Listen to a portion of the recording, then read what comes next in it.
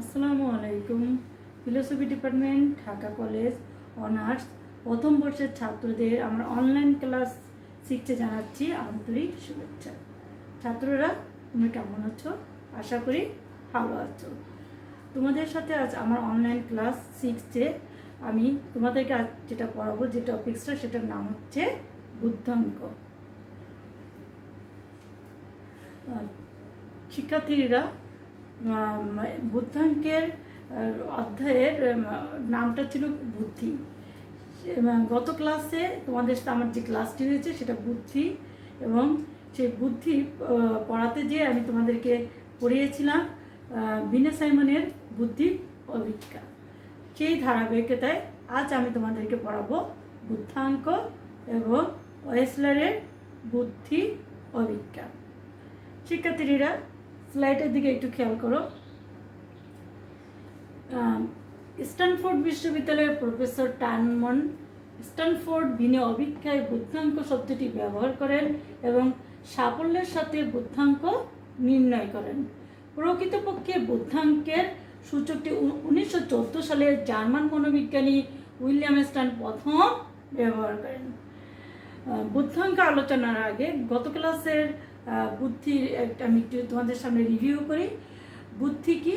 বুদ্ধি হচ্ছে এমন একটি প্রক্রিয়া যে প্রক্রিয়ায় ব্যক্তি তার পারিপার্শ্বিক পরিস্থিতির সাথে মোকাবেলা করতে পারে, যে কোনো পরিস্থিতিতে সে যে কোনো পরিবেশে খাপ খাওয়াতে পারে এবং যে কোনো সমস্যা সমাধান করার যে প্রক্রিয়া, সেটা হলো বুদ্ধি। আর এই বুদ্ধির অধ্যায়ে আমরা দেখেছি এই বুদ্ধি পড়াতে যে বিনে সাইমন একদম প্রথমেই বিংশ শতাব্দীর শুরুতে জার্মানির একদম শুরুতেই ফ্রান্সের শিক্ষা মন্ত্রণালয়ে যেখানে এই বুদ্ধি নিয়ে আলোচনা শুরু হয়, সেখানে আমরা কি দেখেছি? সেখানে দেখেছি যে শিক্ষা মন্ত্রণালয় সেখানে কীভাবে একটি ভর্তি প্রক্রিয়া কিংবা স্কুলে ভর্তির ক্ষেত্রে কীভাবে মেধা যাচাইয়ের যে পদ্ধতি, সেই পদ্ধতির বাস্তবায়নের জন্য বিনে সাইমনের উপর দায়িত্ব দেন এবং বিনে সাইমন সেটা নিয়ে কাজ করতে যেয়ে সেখানে কতগুলো প্রশ্নের তিনি প্রায় 30টির মতন প্রশ্ন সেখানে তিনি সুবিন্যস্ত করেন এবং সেই প্রশ্নগুলো বয়সক্রমিক ধারাবাহিকভাবে 6 থেকে প্রায় 13 বছরের বাচ্চাদের মধ্যে সেই প্রশ্নগুলো কত বছরের বাচ্চা কীভাবে প্রশ্নের উত্তর দিতে পারে, এইভাবে তিনি একটি বুদ্ধি অভিজ্ঞা আলোচনা করার চেষ্টা করেন। যে বুদ্ধি অভিজ্ঞার নাম হয়েছিল বিনে সাইমন বুদ্ধি অভিজ্ঞা।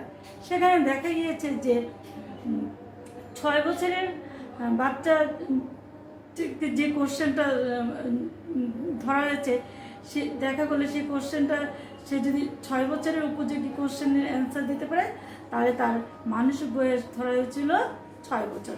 অর্থাৎ বুদ্ধি অভিজ্ঞায় বিনে সাইমন আলোচনা করতে যে সেখানে মানসিক বয়স এবং প্রকৃত বয়স আলোচনা আসে। সেই মানসিক বয়স এবং প্রকৃত বয়সকে আমরা ঠিক বুদ্ধাঙ্ক পড়তে যেও আমরা সেই মানসিক বয়স এবং প্রকৃত বয়সের আলোচনা এখানেও আসবে। শিক্ষার্থীরা, তারা আমরা আমাদের বুদ্ধাঙ্ক আলোচনায় ফিরে যাই। আচ্ছা, বুদ্ধাঙ্ক নিয়ে প্রথম কোথায় আলোচনা শুরু হয়েছিল? স্ট্যানফোর্ড বিশ্ববিদ্যালয়ের প্রফেসর টানম্যান স্ট্যানফোর্ড বিনা অভিজ্ঞায় বুদ্ধাঙ্ক শব্দটি ব্যবহার করেন এবং সাফল্যের সাথে বুদ্ধাঙ্ক নির্ণয় করেন। প্রকৃতপক্ষে বুদ্ধাঙ্কের সূচকটি 1914 সালে জার্মান মনোবিজ্ঞানী উইলিয়াম স্ট্যান প্রথম ব্যবহার করেন। নেক্সট স্লাইডে বুদ্ধাঙ্কের আলোচনা করতে গিয়ে আমি কি বলেছি? মানসিক বয়স ও প্রকৃত বয়সের যে এটা বুদ্ধাঙ্কের একটু স্লাইডের দিকে শিক্ষার্থীরা খেয়াল করো। বুদ্ধাঙ্কের যে সূত্র, সেটা কি বলছে? বুদ্ধাঙ্ক আইকিউ মানসিক বয়স ডিভাইডেড প্রকৃত বয়স ইন্টু 100। অর্থাৎ বুদ্ধাঙ্কটা কি? বুদ্ধাঙ্ক হলো ব্যক্তির মানসিক বয়সের সাথে প্রকৃত বয়সের অনুপাত। কি দেখলাম? বুদ্ধাঙ্কের সূত্রটা কি? শিক্ষার্থীরা স্লাইডের দিকে খেয়াল করো। মানসিক বয়স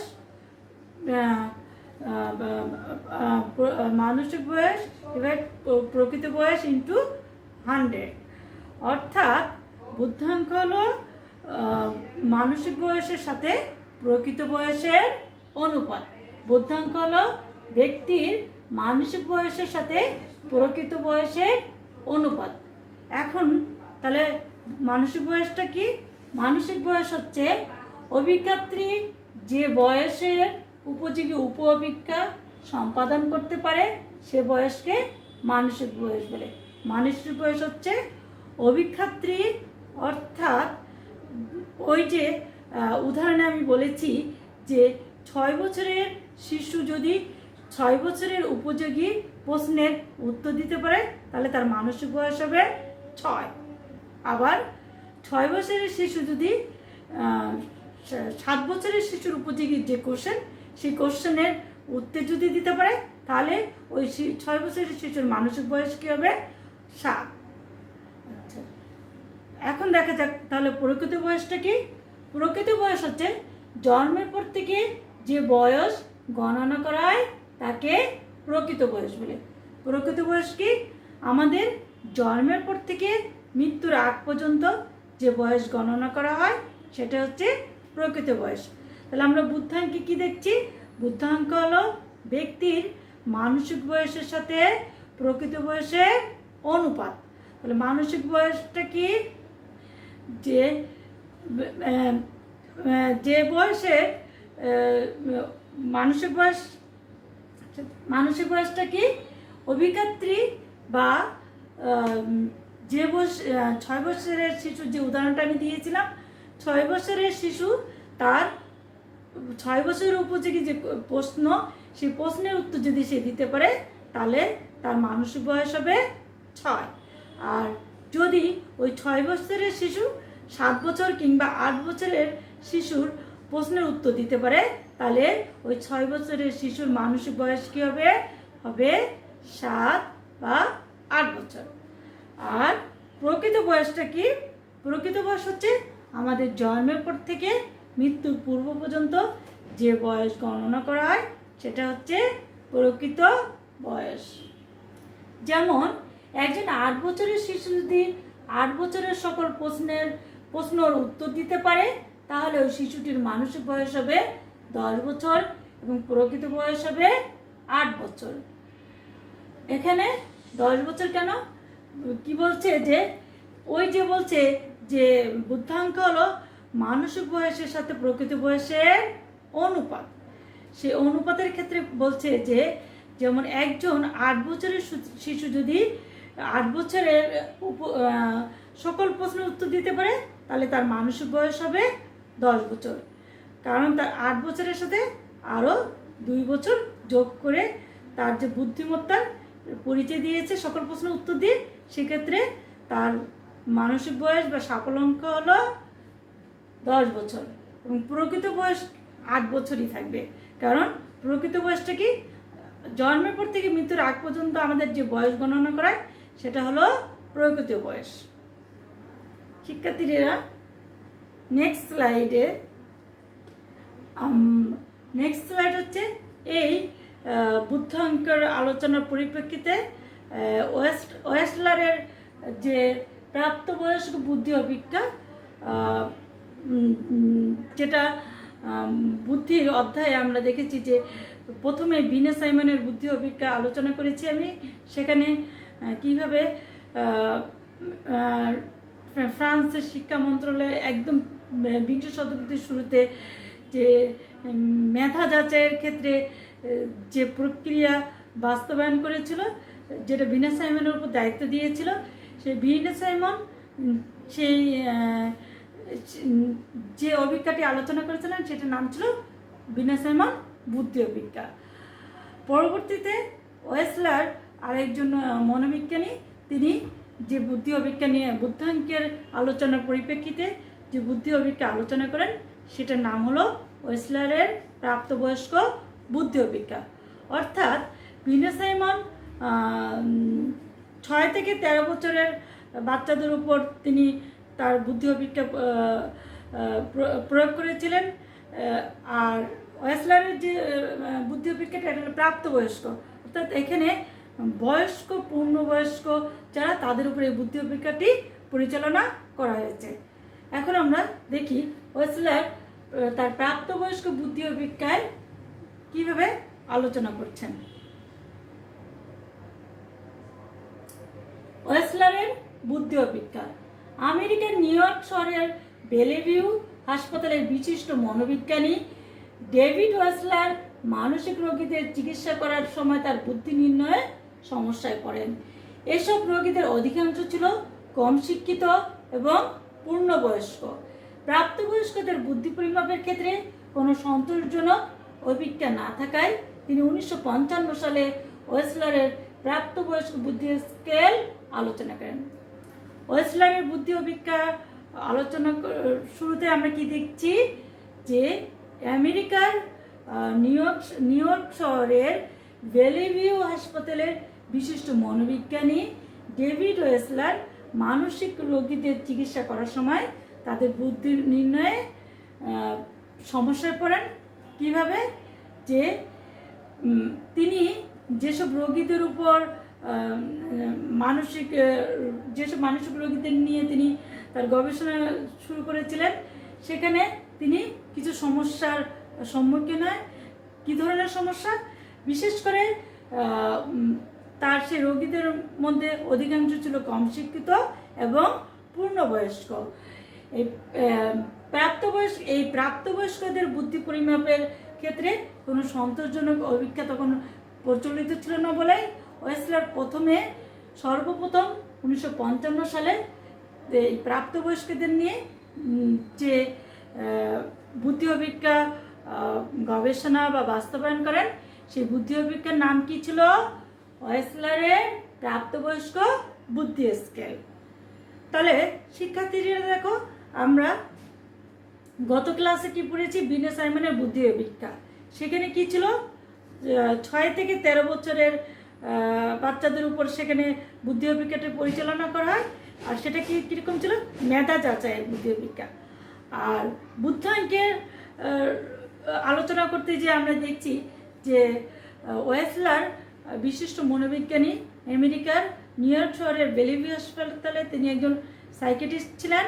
তিনি তার মানসিক রোগীদের চিকিৎসা করতে যেয়ে তিনি যে সকল মানসিক রোগীদের চিকিৎসা শুরু করেছিলেন তাদের অধিকাংশ ছিল কম শিক্ষিত এবং প্রাপ্তবয়স্ক, এবং এদের চিকিৎসা করতে যে তিনি কতগুলো সমস্যার সম্মুখীন হয়। সেই সমস্যার সম্মুখীন থেকে তিনি যে বুদ্ধি অভিজ্ঞতা কিংবা যে গবেষণা পরিচালনা করেছিলেন সম্মুখীনের উপর, সেই গবেষণাটার নাম কি ছিল? ওয়েসলারের প্রাপ্তবয়স্ক বুদ্ধি অভিজ্ঞতা। শিক্ষার্থীরা, এখন আমরা দেখব ওয়েসলার কিভাবে এই প্রাপ্তবয়স্ক বুদ্ধি অভিজ্ঞতা এই কম শিক্ষিত পূর্ণবয়স্ক ব্যক্তিদের উপর কিভাবে বাস্তবায়ন করেছিলেন এবং কিভাবে সফলতা লাভ করেছিলেন। নেক্সট স্লাইডে ওয়েসলারের তিনি তার গবেষণাগার পরিচালনা করার সময় তিনি তার যে বুদ্ধি অভিজ্ঞতা তিনি 2টি উপস্কেলে বিভক্ত করে তিনি তার গবেষণা কিংবা আলোচনা শুরু করেন। ওয়েসলারের প্রাপ্তবয়স্ক বুদ্ধি অভিজ্ঞতা 2টি উপস্কেলে বিভক্ত, যেমন একটি হলো ভাষাগত স্কেল এবং 2 নম্বর হচ্ছে কার্য সম্পাদনমূলক স্কেল। শিক্ষার্থীরা দেখেছ ওয়েসলার কিভাবে তার প্রাপ্তবয়স্ক রোগীদের উপর তিনি যে মানসিক চিকিৎসা পদ্ধতি পরিচালনা করেন সেটার নাম তিনি কি দিয়েছিলেন? ওয়েসলারের প্রাপ্তবয়স্ক বুদ্ধি অভিজ্ঞতা। এবং এই প্রাপ্তবয়স্ক বুদ্ধি অভিজ্ঞতা তিনি আলোচনা করার সময় কিংবা কার্যপদ্ধতি পরিচালনা করার সময় তিনি তার এই বুদ্ধি অভিজ্ঞতাকে 2টি উপস্কেলে বিভক্ত করেন। কি কি? একটি হলো ভাষাগত স্কেল এবং 2 নম্বর হচ্ছে কার্য সম্পাদনমূলক স্কেল। এখন আমরা দেখব ভাষাগত স্কেলে ওয়েসলার কিভাবে বুদ্ধি ও বিজ্ঞান আলোচনা করছেন, কিংবা প্রাপ্তবয়স্ক এই কম শিক্ষিত রোগীদের উপর তিনি এই ভাষাগত স্কেলটা কিভাবে কার্যকরী করেন। নাম্বার 1, তথ্য। ভাষাগত স্কেলে ওয়েসলার ফার্স্ট তিনি তথ্যের মাধ্যমে তার গবেষণা কাজ শুরু করেন। সাধারণ জ্ঞান সম্পর্কে 25টি প্রশ্ন থাকে। একজন প্রাপ্তবয়স্ক মার্কিন নাগরিকের যেসব বিষয় জানা দরকার সে সম্বন্ধে বিভিন্ন প্রশ্ন করা হয়, যেমন পদ্মরাগমণি কি। ওয়েসলার ভাষাগত স্কেলের একদম 1 নম্বর যে পদ্ধতিটা প্রয়োগ করেন সেটা হলো তথ্য। তথ্যে তিনি কি করেন? সাধারণ জ্ঞান সম্পর্কে 25টি প্রশ্ন তিনি রাখেন এবং এই 25টি প্রশ্ন তিনি কি বলছেন?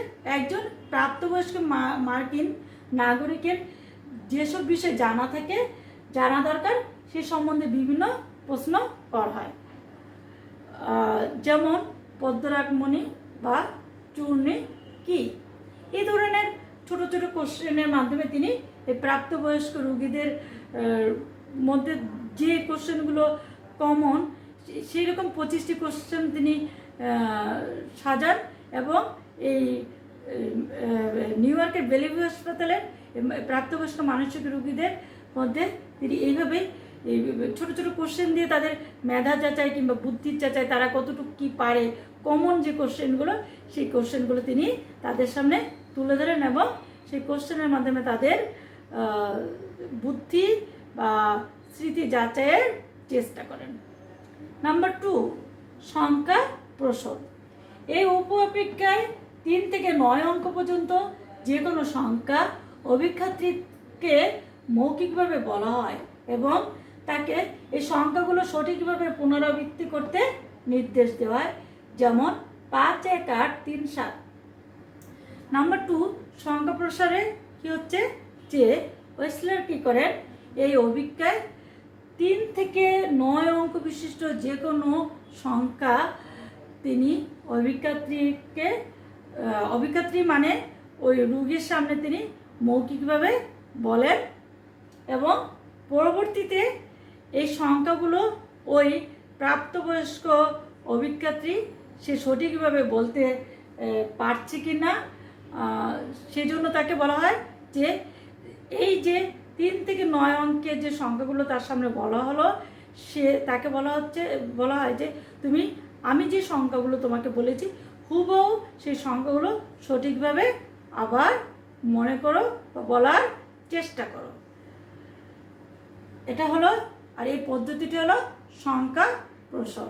যেমন 5, 1, 8, 3, 7 অঙ্কের সংখ্যা অভিক্ষাত্রী 5 অঙ্কের সংখ্যা অভিক্ষাত্রী একবার শোনার পর পুনরুৎপাদন করে। অর্থাৎ যে প্রাপ্তবয়স্ক রোগীর সামনে বা অভিক্ষাত্রীর সামনে যখন 3 থেকে 9 সংখ্যা বিশিষ্ট অঙ্কগুলো বলা হয় এবং তাকে কিছুক্ষণ পরে তাকে আবার সঠিকভাবে পুনরায় সেই সংখ্যাগুলি বলার জন্য নির্দেশ দেওয়া হয়।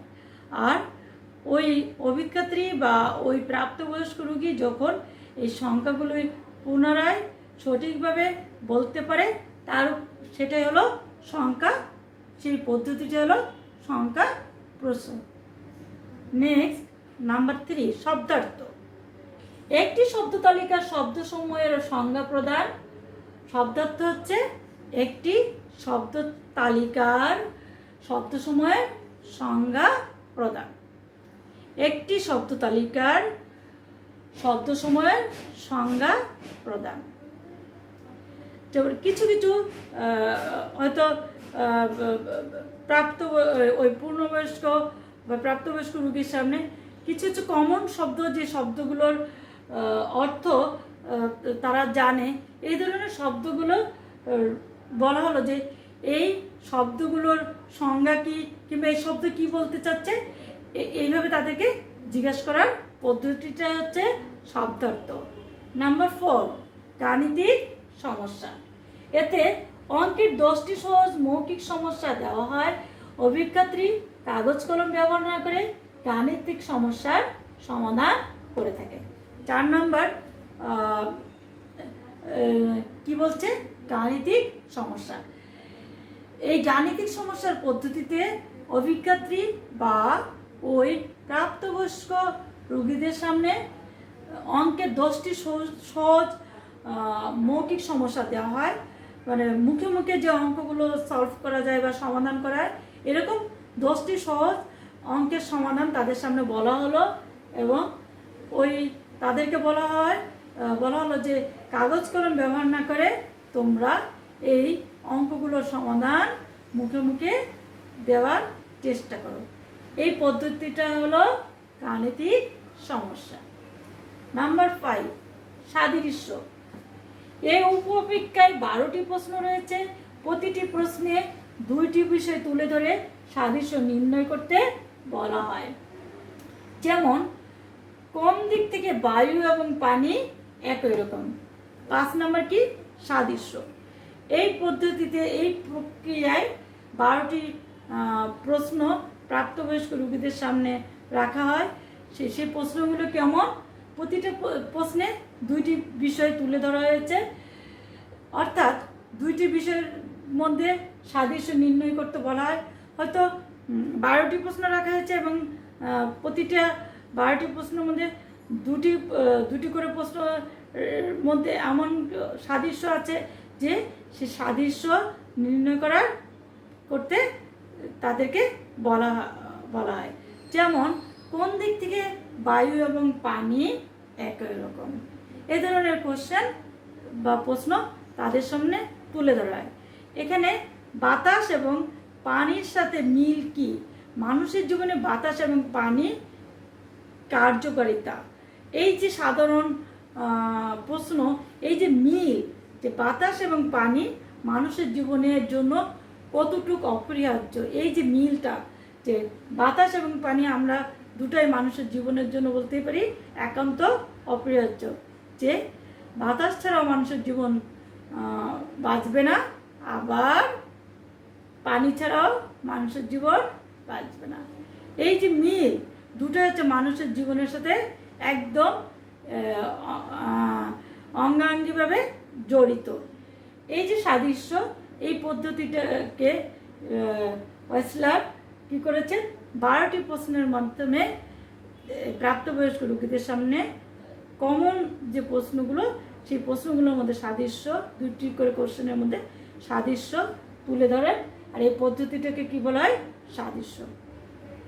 তাহলে আমি এতক্ষণ শিক্ষার্থীরা কি আলোচনা করলাম, ওয়েসলারের প্রাপ্তবয়স্ক বুদ্ধি অভিজ্ঞা আলোচনা করতে যে ওয়েসলার এই অভিজ্ঞাকে 2টি উপ স্কেলে বিভক্ত করেন। একটা হলো ভাষাগত স্কেল আর একটি হলো কার্য সম্পাদনমূলক স্কেল। ভাষাগত স্কেলে সেখানে প্রথমে যেটা তথ্য, তারপর হচ্ছে সংখ্যা প্রশাসন, তারপর হচ্ছে শব্দার্থ, তারপর হচ্ছে গাণিতিক সমস্যা, সাদৃশ্য। এই যে পর্যায়ক্রমে কতগুলি পদ্ধতি আলোচনার মাধ্যমে ওয়েসলার প্রাপ্তবয়স্ক রোগীদের যে মানসিক সমস্যা, মানসিক রোগ নির্ণয় করতে যে সমস্যাগুলোর সম্মুখীন হয়েছিলেন, সেক্ষেত্রে তিনি এই পদ্ধতির মাধ্যমে অভিজ্ঞা পরিচালনা করেন। নেক্সট যে উপঅভিজ্ঞা, সেটা হলো কার্য সম্পাদনমূলক, যেটি এখন তোমাদের সামনে আমি আলোচনা করছি। শিক্ষার্থীরা স্লাইডের দিকে দেখো। কার্য সম্পাদনমূলকে ফার্স্ট যেটা আছে সেটা হলো ছবি পূরণ। এই উপঅভিজ্ঞায় অভিজ্ঞাত্রীকে 15টি কার্ড দেখানো হয়। প্রত্যেক কার্ডে একটি চিত্র থাকে, যার মাঝে একটি অংশ অসম্পূর্ণ থাকে। অভিজ্ঞাত্রী ওই অসম্পূর্ণ অংশের নাম বলে থাকে। ছবি পূরণে কি হচ্ছে, এই উপঅভিজ্ঞায় ওই অভিজ্ঞাত্রীকে 15টি কার্ড, অভিজ্ঞাত্রীর সামনে 15টি কার্ড দেওয়া হয় এবং প্রত্যেকটা কার্ডে একটি চিত্র থাকে এবং ওই 15টি কার্ডের মধ্যে একটি কার্ড থাকে যে কার্ডের মধ্যে কোনো কিছু নাই, অসম্পূর্ণ একটা অংশ থাকে, তাকে বলা হয় যে 15টি কার্ড মিলিয়ে তুমি এখানে এমন একটি চিত্রের কথা বলা হচ্ছে যে চিত্রটা 15টি কার্ডের মিলিত একটি অংশ। আর এই এই পদ্ধতিতে অভিজ্ঞতা কী করে ওই 15টি কার্ডের মধ্যে যে অসম্পূর্ণ অংশ আছে সেই 15টি কার্ড মিলিয়ে 15টি কার্ডের 14টি কার্ড মিলিয়ে যে অসম্পূর্ণ অংশ থাকে সেটার সাথে অ্যাড করলে ওই চিত্রটা কোনো বিশেষ ব্যক্তি বা কোনো বস্তুকে কথা বলছে, সেটা সহজেই অভিজ্ঞাত্রী সেই কথা বলতে পারে।